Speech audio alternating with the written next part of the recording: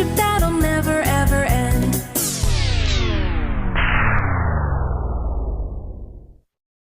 Run!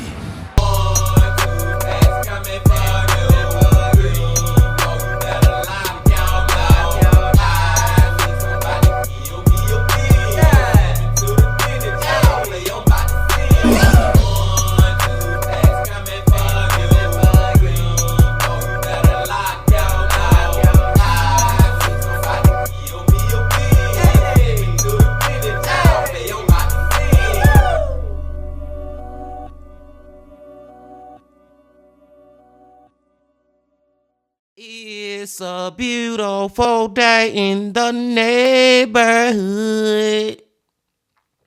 Reaction Beanie Yo 535. That in that neighborhood. My brothers and sisters, it is that time to get into another one of these true crime, horror, dark, deep, and mysterious what the is going on type of videos. And today, we're going back to one of our homeboys that always sends love and support to our channel. And that homeboy is Kevin from Just Thought Lounge. Back to Just Thought Lounge, y'all. And as soon as I seen the title of this video, I was like, oh yeah, me and the Bean team, we gotta check this one out together. And the title of it is He Wanted to Be More Than Cousins. The Murder of Zion Foster. True documentary. Now, it's just the first part that get me, y'all. He wanted to be more than cousins? Like, ugh, you know what I'm saying, dude? Like, this is your cousin and you wanted to be more, which leads me to believe that Kevin is saying, like, he wanted to be more, like he wanted to be romantically involved with his own cousin, with his freaking flesh and blood or whatever, man. You know what I'm saying? His own freaking bloodline. And I guess that the cousin rejected him, which she should have, and that led him to murder her? Like, this is crazy, y'all. I don't think we have ever covered a story quite like this one before. So that's why I was like, me and the Bean team, we gotta check this one out. But before we check it out, y'all know what y'all got to do. Get whatever you might need. Get what you need, please. We back to Kevin from Just Thought Lounge. Y'all got what y'all need. Y'all ready to go? Then let's go. The last message that 17-year-old Zion Foster sent before she disappeared stated that she was on her way home. The teenager told her mother and boyfriend that she was going out that night with her favorite cousin, something that she did at least twice a month. But when her mother sought him out for help finding her the next day, the cousin delivered some surprising news. That he had not seen or spoken to Zion, he said, in years. What? Hi there, I'm Kevin and welcome to Just Thought Lounge. Today we're taking a look at a missing persons turned murder case. It's a story about a family and disturbing revelations about who you can trust. Let's take a look.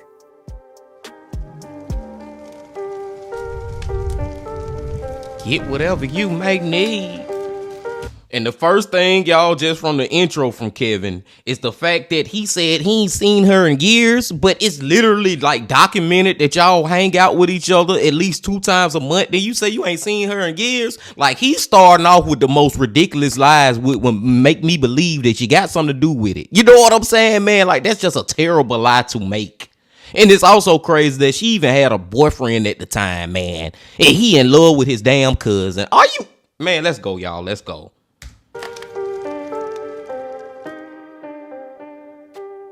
Mother of 6, Sierra Milton, awoke on the 5th of January 2022 to find that her eldest, Zion Foster, had not returned home the night before.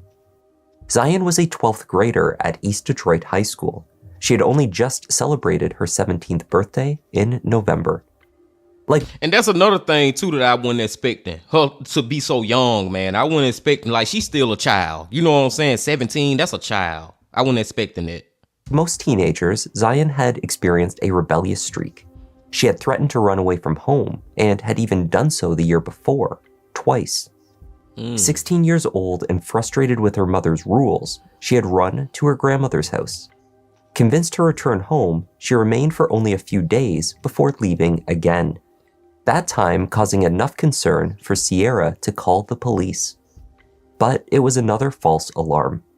The teenager was struggling with her granny's recent cancer diagnosis, as well as her own desire for independence. That January morning was different.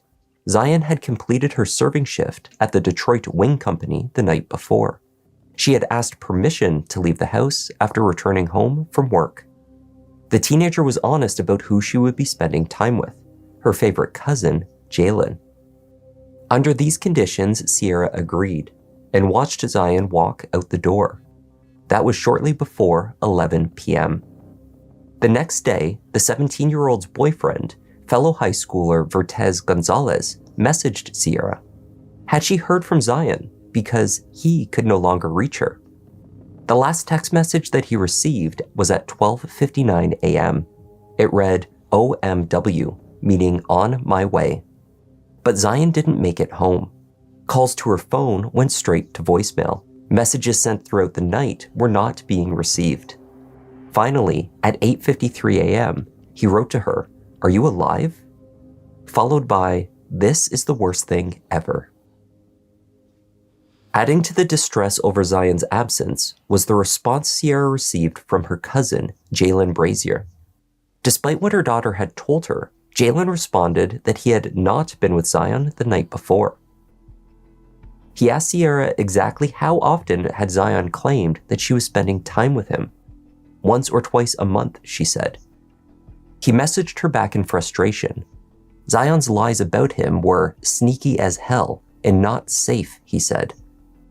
But why lie about spending time at his house? He suggested that she was likely spending time with someone who lived near to him. Zion shared location tracking on her phone with boyfriend Vertez. This tracking had placed her just across the street from Jalen's home at 11:24 p.m. the night before. Vertez, admittedly a bit insecure in their relationship, had taken a screenshot of his girlfriend's location at exactly that time. Jalen suggested that perhaps Zion was using him as a cover story when she was in fact at a neighbor's house. She must know someone else on the street or nearby. Jalen helpfully suggested that Sierra go to the police, but he requested to be kept out of it. Vertez was not as easily persuaded. He inundated Jalen with messages. He confronted the 23-year-old with the screenshot from his phone. In response, Jalen sent back a video of his Ring camera system. There were no entries showing Zion at the house, he said. She was never there. East Point police were not inclined to take Sierra's missing persons report with any sense of urgency. Her daughter had a history of being a runaway. According to the distressed mother, officers at the station did not mince words. The person that's over it now specifically said to us that, I'm going to be honest with you, we're taking this as she's a runaway. And can you really blame the police for thinking that she ran away again? You know what I'm saying? She got a history of it. But the thing that's getting me right now is how Jalen just keep lying, and the fact that you lying to your auntie about her daughter, your freaking cousin, being missing. You know what I'm saying? How he just blatantly lying. And her boyfriend, I can't remember his name, but the boyfriend, he on his ass. You know what I'm saying? He questioning it. Let's just, I'm real, like, wanting to see exactly when Jalen gonna just tell the freaking truth. Let's find out. Receiving little support from law enforcement, she took matters into her own hands. With the assistance of family and friends, a search effort for Zion was launched in the following days. They posted flyers, held rallies, and spoke to the media. We need your eyes. The police need your help. That's right. We need your help. Even just seeing stuff like that, man, her mama, like I said, his auntie, the family, the friends, freaking hurting, crying, looking for this girl. And you know where the fuck she is. You know what happened to her and everything, man. Just come and tell the damn truth, dude. I'm already getting mad at him. And we just get into the video. In the meantime, officers were eventually sent out to speak with Jalen Brazier. Jalen, Zion's self-professed favorite cousin, was in fact first cousins with her former stepfather. That is, he was cousins with Sierra's ex-husband. At 23, he was a father to 2 young children, and he had a long-term partner, Katrina. Wow. Sierra believed that her daughter and Jalen had always been and remained close. According to Jalen, they hadn't spoken in years. They found him at home with girlfriend Katrina Smith. How you doing? What's going on, man? You Mr. Brazier? Yes, sir. What's your name, ma'am? Okay. Do you guys know Zion? Yes. So, they were saying... Jalen invited the officers in to look around the house. He told them that he had last seen his cousin nearly a year before, in May 2021.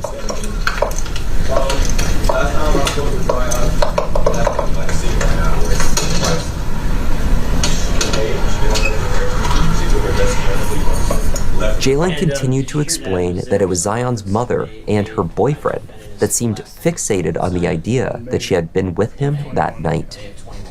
He had offered to show his ring camera footage to Sierra as well. When she took a look at it, the mother thought that there were gaps in entries for footage for the night of January 4th, which had obviously been deleted. Never here, but her location did say she was here, and the house across the street. I was like, but she was never here. I don't know. But anyway, I got cameras to show that she was never here.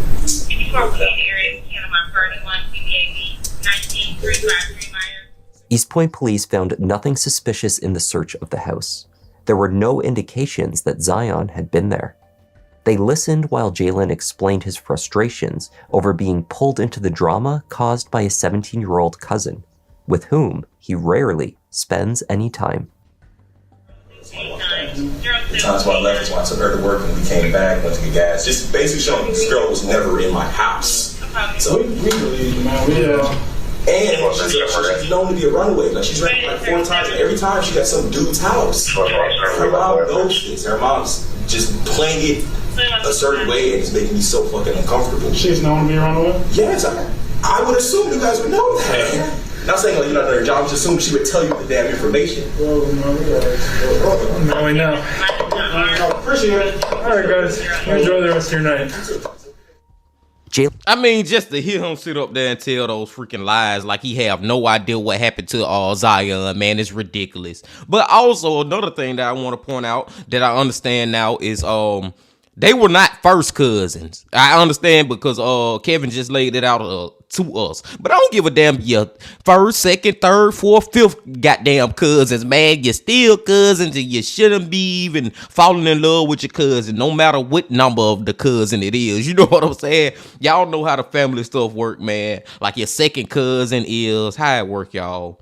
Your second cousin would be the child of your first cousin. I think that's how it works. I don't know, man, but regardless, it's still ridiculous that he killed his girl. And another thing that's ridiculous about it is the fact he already got a girlfriend too.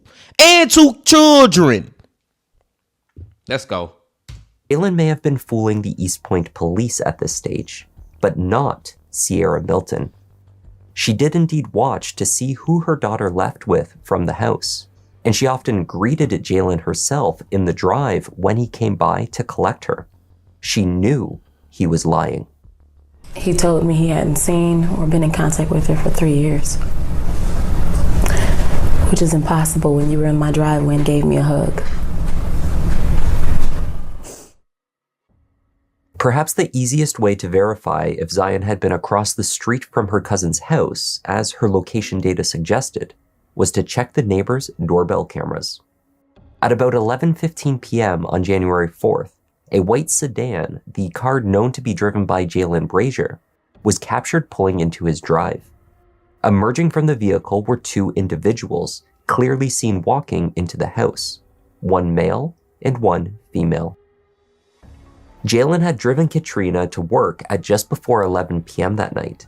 She was on the midnight shift at a manufacturing job. The shift spanned from 11 p.m. to 6 a.m.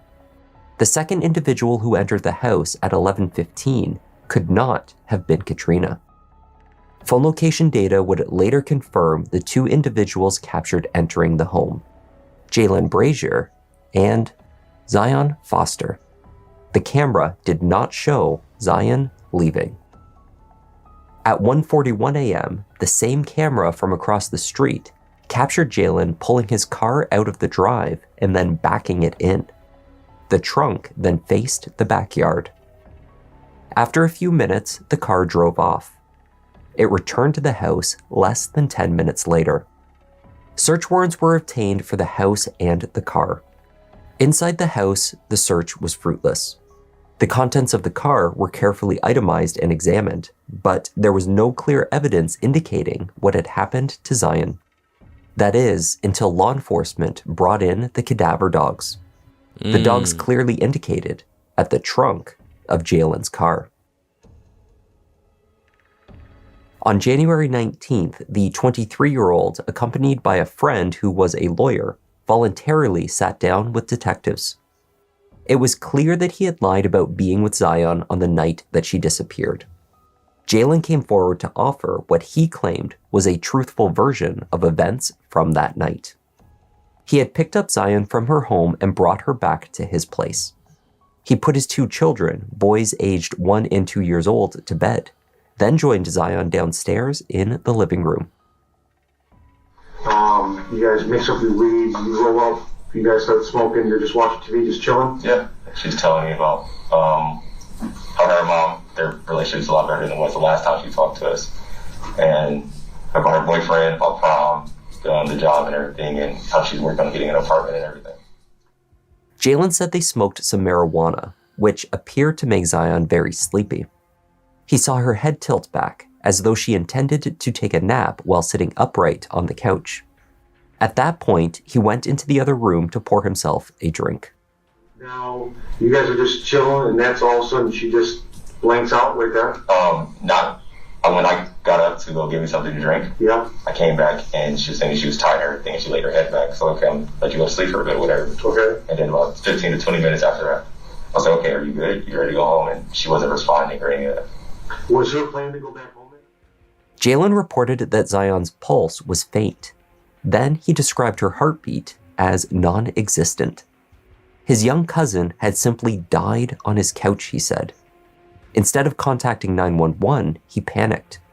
Not knowing how she died, he thought it would appear as though he had killed her. Her heartbeat was getting very, very faint, and her breathing was like non-existent. So, and mind you,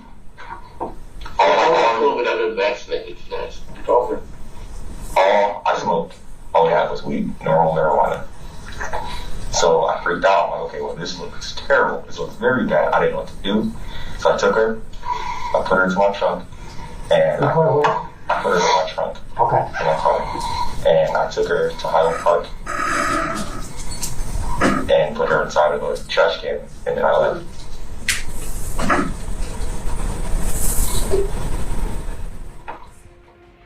This is the most ridiculous-ish ever, my brothers and sisters. What in the hell? First of all, how do we even supposed to believe anything you telling us right now when your first story was you ain't seen her in over a year or 2 years, 3 years, something crazy like that? That's the first thing. So all your credibility is already thrown out the window. We already have thrown it out the window. But now, let's just say that your credibility is legit, and we gonna listen to your story and take it seriously. You telling me that she just randomly died on your couch because y'all was smoking the Mary J? There is never, and I can confidently say this right here, because I ain't never heard of this a day in my life. There has never been anyone on planet Earth in the history of planet Earth who have died from smoking weed. That don't happen. You don't smoke weed and get an overdose. I can see if he said they was fucking shooting heroin or smoking crack or something, but weed?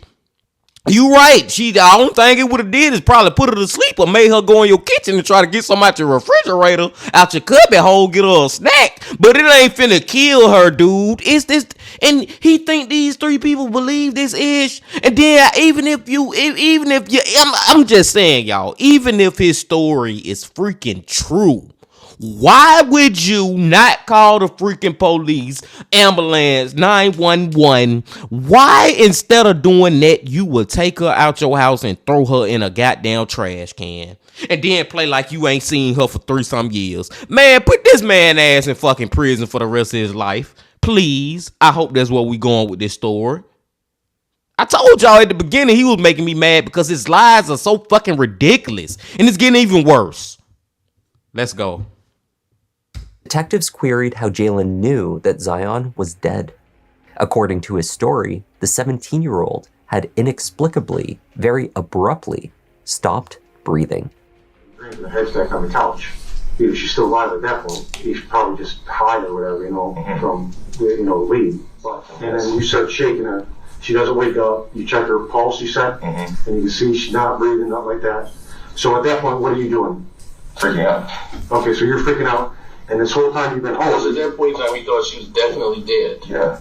Okay. Well, was she dead? Do you think she was dead at that point, or does she still just have pain breathing and? If it wasn't anything. There was nothing at that point. Yeah. Okay. You know the difference between dead and alive, right?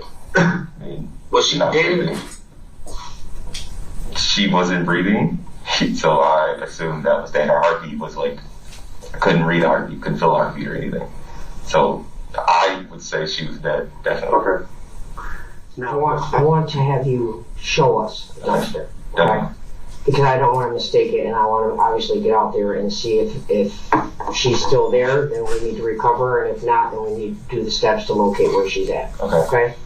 You're okay with that? Absolutely. Yeah. All right. Jalen led detectives to the dumpsters in Highland Park, where he claimed to have left Zion's body weeks before. Jalen told detectives that Zion had been at his home for roughly 2 hours before she died. This would have placed her time of death at just past 1 a.m. Cell phone records showed her device drop off the network at 1:15 a.m., corresponding to the time that she stopped responding to messages from Vertez.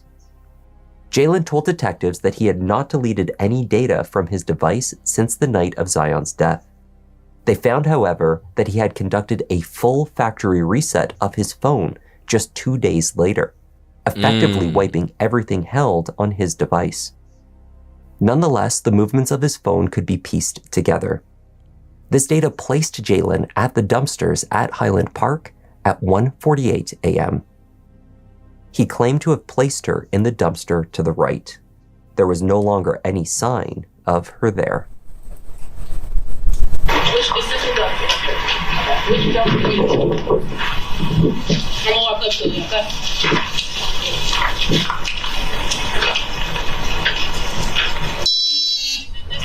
Yes. It was already open.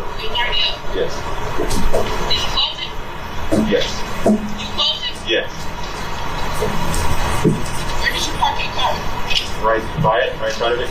I'm sorry. I said right in front of it. Did you back into it or did you pull forward? So you were side by side? Okay. He said that my baby just died. And then that he threw her in a dumpster.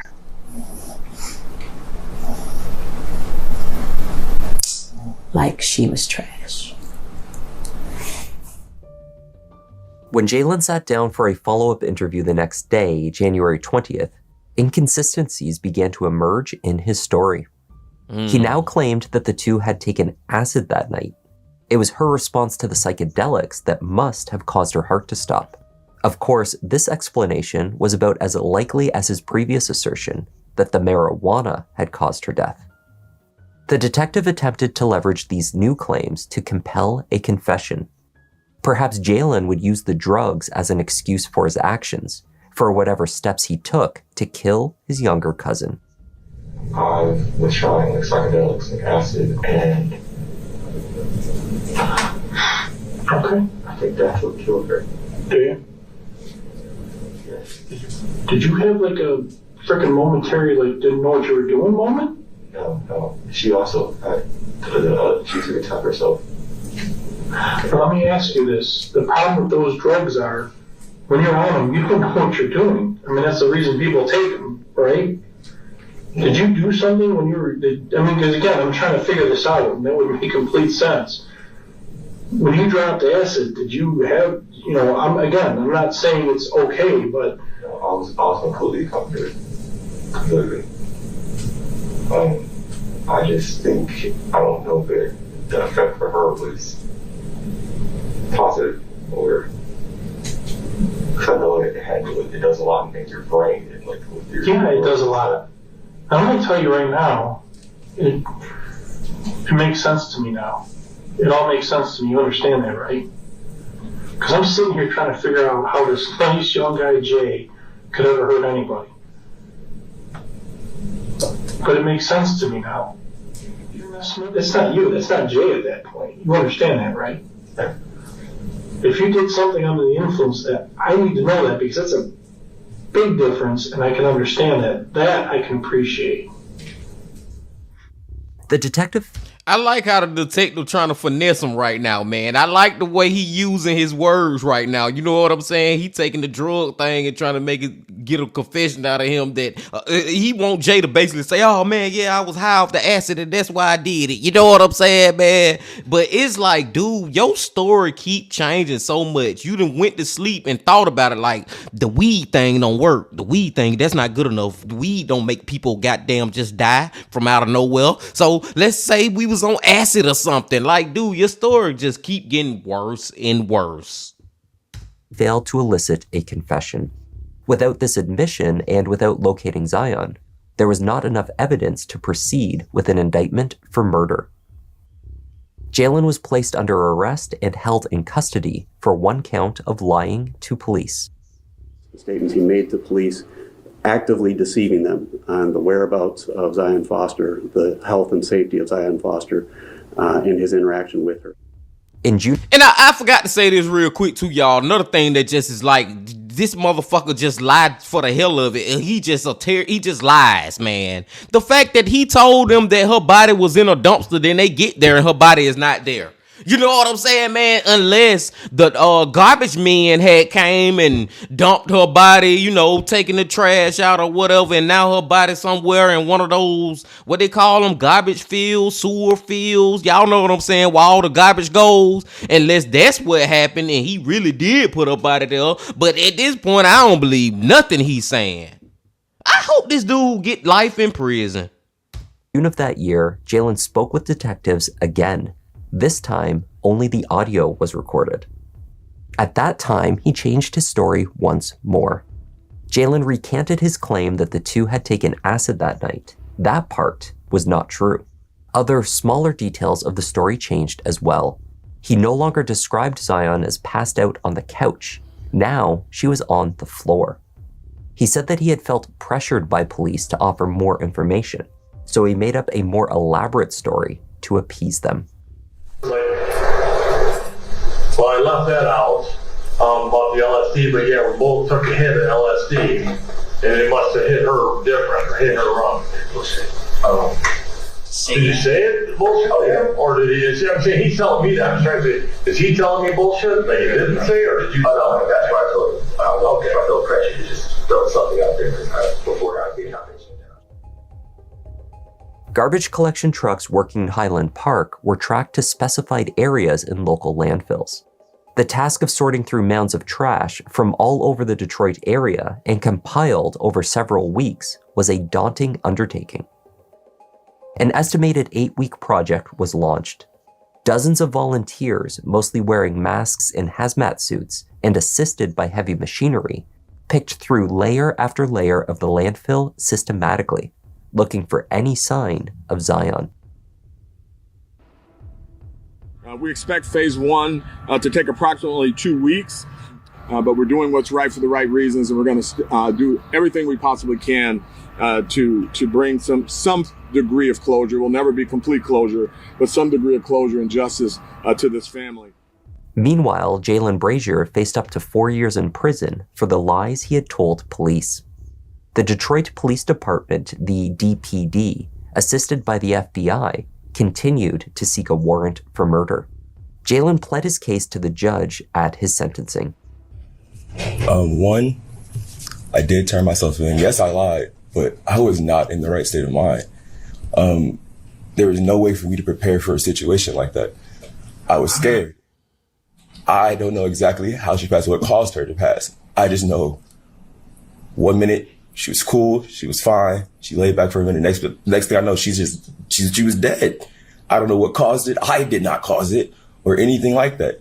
I reacted stupidly off of fear and panic like I've never felt before in my life. Literally. You think she dies and then you dispose of the body? Just like that? That was your choice? Did not know what to do. I sat for at least 10 minutes sitting there. Like, what do I do? Who do I call? My kids are upstairs. We just got into this place after struggling for like 2 years to get it, and everything is falling down.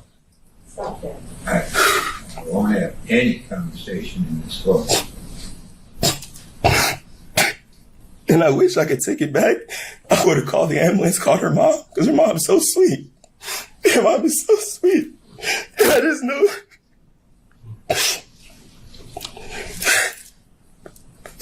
I wish I could take it back. Nobody been in the situation.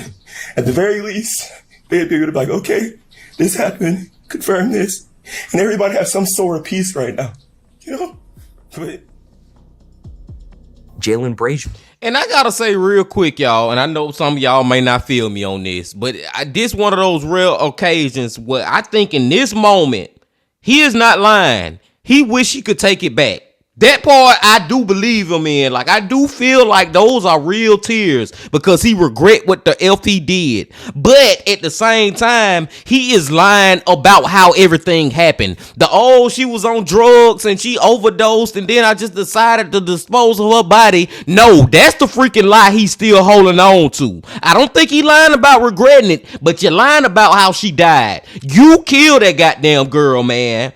Go on, tell the truth about that. Go on, let it all out. You know what I'm saying, man? That's the one lie that he will not let go. The fact that he is the one who caused her death.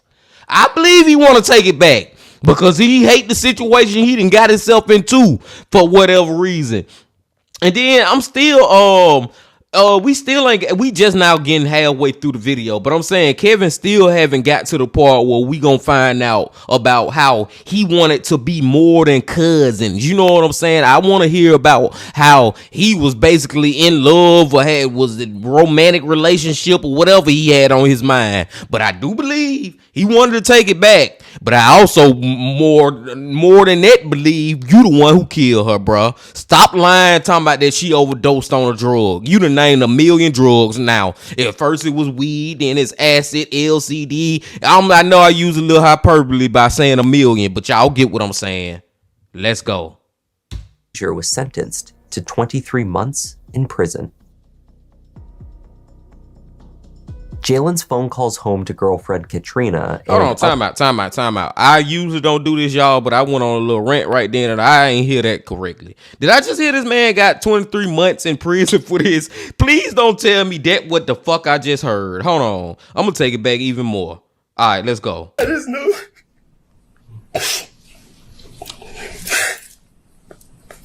I wish I could take it back. Nobody been in the situation.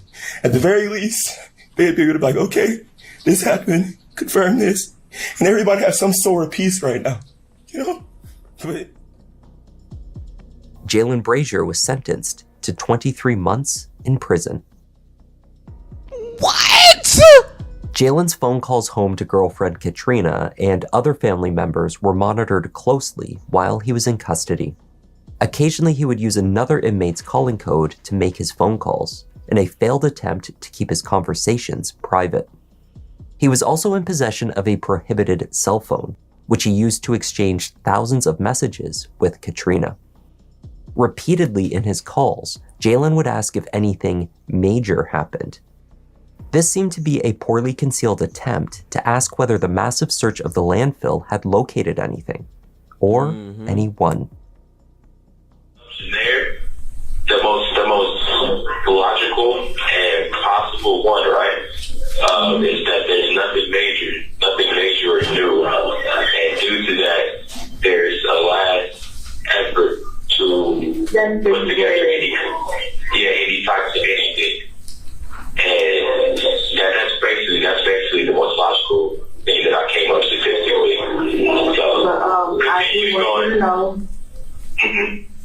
your head up. Don't say nothing you could deny. Of course. Baby, stop talking. I know, I'm just saying. I know. I just don't want you speaking on certain things.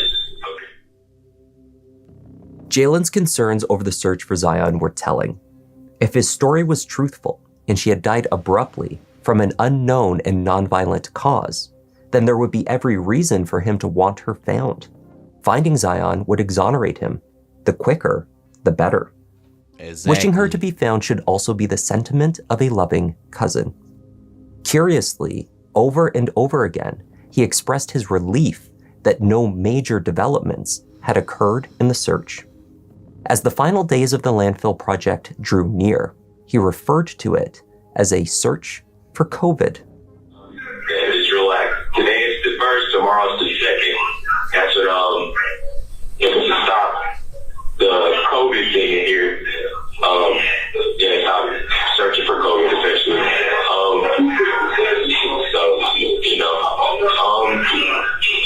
And usually you usually get an update before that. But actually nothing. So don't worry about nothing. Jalen served just... Did y'all just notice how his freaking girlfriend laughed at him using COVID for code word of Zion Foster? You know what I'm saying? She think it's funny. Maybe she'd already know that he had something to do with it or did it. Maybe she was in on it. Well, can't really say she was in on it because she was at work at the time that it happened. But still, man, still. And just the fact that he only got 23 months. And I know he got the 23 months because of hiding her body or not telling lies to the police and stuff. But I need him to get this life sentence before this video end, man. They need to find him guilty of this murder. We need more evidence. Let's see if we get it. Just over 9 months before being granted early release. He had been placed in a special 90-day incarceration program. This boot camp is designed like a military program in which inmates convicted of certain crimes can better themselves while inside. And in turn, they are rewarded with early release. It had been nearly a year, and Zion had not been found. An indictment for murder had not been sought, and now the prime suspect returned to his home and his family. Why is this man free? What? I can admit to this and still be let free. Jalen Brazier's freedom was short-lived. On the 13th of June, 2023, after a year-and-a-half investigation, the DPD were finally granted a warrant for arrest. I'm going to take you real quick, I'll verify your identity, your license and all that. Yeah, figure out who you are, man. Driving on your license, man, you know? Yeah, I got him up that. The 24-year-old would face charges of second-degree murder, as well as tampering with evidence. Upon his arrest for Zion's murder, 2 additional cell phones were taken. Despite the factory reset that he performed on his device, investigators were able to retrieve some of the activity. His search history had been held in cloud storage. On January 7th, 3 days after dumping his cousin's body in a dumpster, Jalen performed a handful of Google searches. Are garbage trucks also compactors? What is the force of a garbage truck compactor? How do police get your phone history? And how do you know if police are watching you? In addition to these incriminating searches, investigators found that in the months before the incident, Jalen had performed a number of disturbingly suggestive searches for pornographic content containing the words cousin and step-cousin. Experts were able to retrieve the video results of these searches, some of which were reportedly very violent, as well as graphic in nature. As the case approached trial, a preliminary hearing offered more insight into the additional evidence that had emerged since Jalen's release. This hearing also may have offered Jalen's defense team a new theory. At the hearing, Vertez Gonzalez testified that he believed his girlfriend was taking regular medication for epilepsy. He told the court that Zion told him that she had seizures and that without her medication, they became more frequent and severe. In one instance, Vertez saw Zion become momentarily faint, slouching forward, before regaining her composure after just a few seconds. This episode, he believed, could have been a seizure. Have you ever seen her have a seizure? I think so. Yes. Okay. So. And while she was having the seizure, explain to me what happened. Just like a little pass out. Like that's it. Like quick little seizure. Like. And she would pass out. Was she foaming at the mouth or no? Okay. She was shaking uncontrollably. No. Okay. So she just passed out. Yeah, just for a quick second, and she like get back straight. Sierra Milton, whose youngest child was in fact diagnosed with such a condition, testified that this was not the case. Zion had never suffered a seizure. Hundreds of pages of medical records covering years of treatment appeared to support Sierra's assertion. Nonetheless, Jalen Brazier's version of events was now being presented in a new light. Perhaps Zion's condition led to her death suddenly in his living room. Maybe she had a seizure. And I ain't gonna say shout out to her boyfriend, but her boyfriend being completely honest, man, as far as like, yeah, I think I have seen her have a seizure before. Even though it's supporting Jalen's claim of her passing out from this marijuana or acid or heroin or LSD or cocaine or ice or Molly, whatever one of those that he wanted to throw out there. You know what I'm saying? It's supporting his claim, but at least her boyfriend still being honest about the situation and what he foreseen. You know what I'm saying? With his interaction with her, he say he really did see her have a little seizure for a second. I don't know.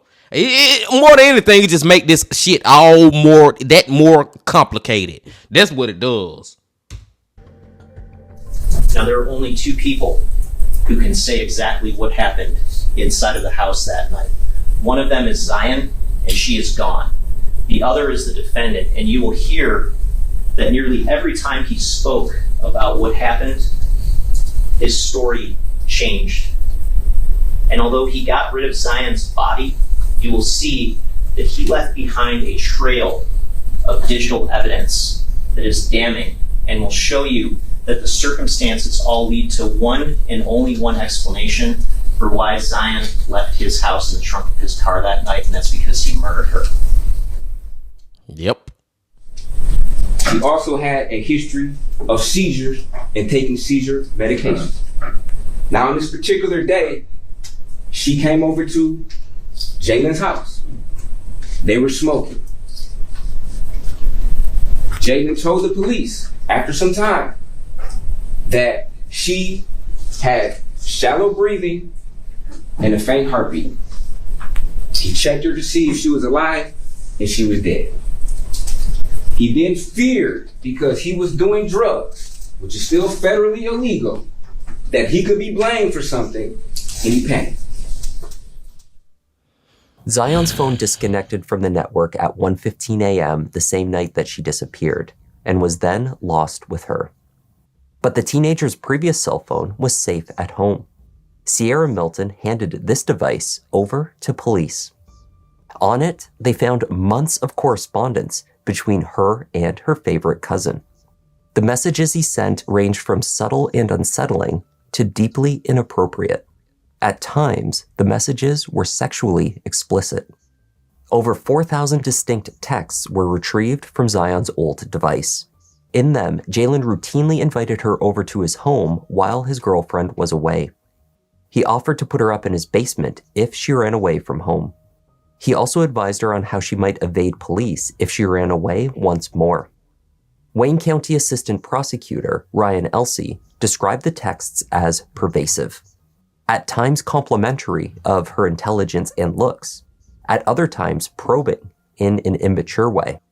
For example, he suggested to her that other people thought that they were a couple.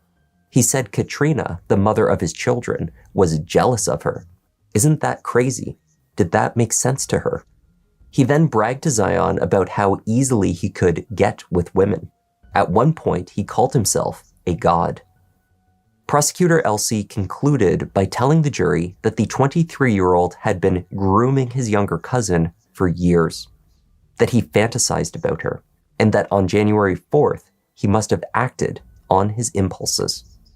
Yup, that's exactly what it is. And it is so freaking sickening, y'all. Like, it's freaking disgusting what he did to his little cousin, man. But he was grooming her. And then he got to that point that night where he was like, I'm going to make my move. You know what I'm saying? And he made it. And I'm thinking that she fought back like, oh, hell to the no. What the you doing? And that resulted in him killing her. Crazy. And then another thing to just back up even this whole thing is the fact that he was searching on Google on the P-Hub. Y'all know the P-Hub. Cousins doing stuff. Like, dude, you nasty as hell, man. You gross, bro. This was the twisted motive that led to her death. Jurors heard about how Jalen learned that Katrina was pregnant with their third child on the day that he brought Zion to his house. Messages between the couple showed how he had lied to her about what he was doing after he dropped her off at work. Earlier that day, her nausea and hot spells had led to a trip to the emergency room. Hours later, the nausea resumed. She messaged repeatedly that she felt too ill to remain at work and asked him to pick her up. At 1:25 a.m., she wrote, I think I need to come home. At 1:26, I don't feel good. A few minutes later, my stomach hurts. I feel sick and keep getting hot and cold. Jalen's response was simply, you can make it, baby. He did finally pick her up that night at nearly 3 a.m. When he did so, she noticed a deep scratch across his collarbone. He told her that the cat had scratched him deep enough to draw blood. Odd, Katrina thought. The cat had never scratched that deep before. The trial lasted 2 full weeks in May 2024. Jalen chose not to testify. The state called 32 witnesses. The defense did not call any. The case against Jalen was largely circumstantial, though it was nonetheless compelling. A forensic anthropologist who reviewed Zion's medical history determined that the only condition that she suffered that could possibly have led to her death was asthma, though an asthma attack would present as the exact opposite of what her cousin described. Instead of quietly passing out and experiencing a faint heartbeat, Zion would have been struggling to breathe. It would have been very clear that she was in distress. Vertez repeated his testimony that Zion had told him that she suffered from seizures. He also admitted that his girlfriend was known to fib quite a bit. It seems that Zion had liked to tell stories. When he brought her to his house late at night on January 4th of 2022, behind the back of his pregnant girlfriend, who was at work at the time, he brought Zion over to his house late that night, and she leaves that house in the trunk of his car on a night where he has an unexplained gash on his collarbone. What do you think happened inside that house that night? She died of COVID? She died of a seizure? There's a claim that he did all this. He did what he did because he was afraid of getting caught for marijuana, afraid of getting busted for pot. You can use your common sense. If you go to a marijuana dispensary, there's not going to be a team of ATF agents waiting to bust you and take you to federal prison for that. It's about the equivalent of a parking ticket. You ever heard of somebody getting rid of a body to avoid a parking ticket? Vertez himself said Zion told him specifically she had a history of seizures. The question was asked, were you concerned when you saw this? No, I was not concerned because I knew of a history of seizures she told me about and that she was on medication for it. And his understanding is that if she did not take the medication, the seizures would be that much worse. Sierra Milton and the rest of Zion's family waited as the jury went into deliberations. Just so many inconsistencies that, again, hopefully, the end point of this is that they will see those inconsistencies, see through the lies, and see the truth.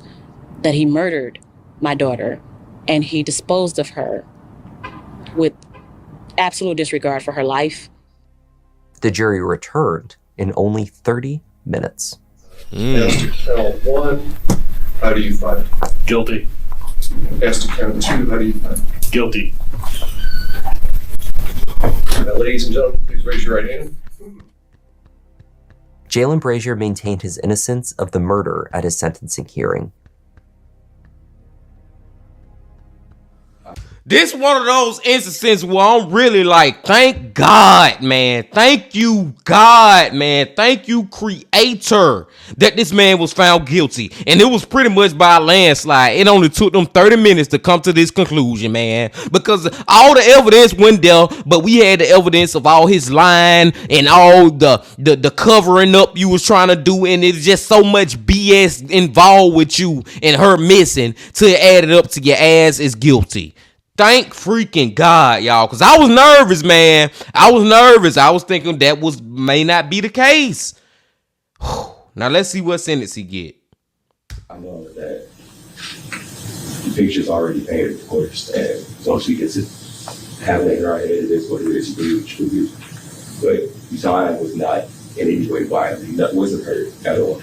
And they said that I never wanted to apologize, or I never tried to apologize. That's not true.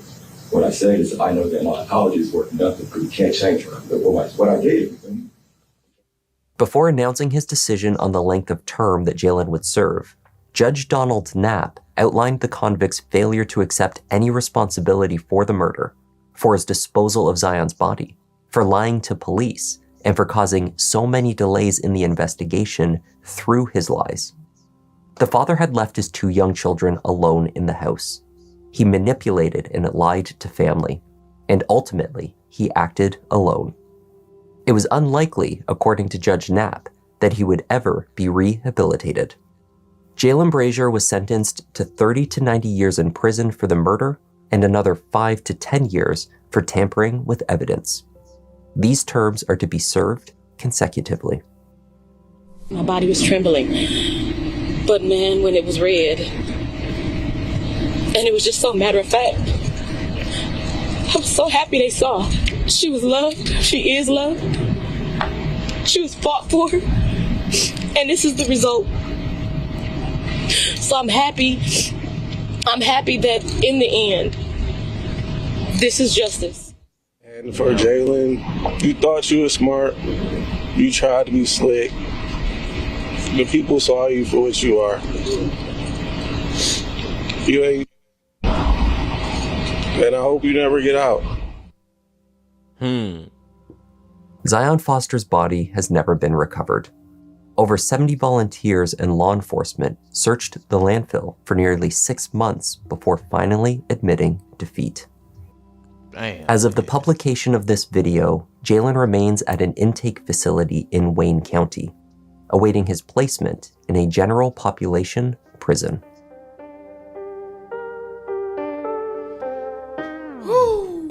Thank you for joining me to take a look at this tragic case.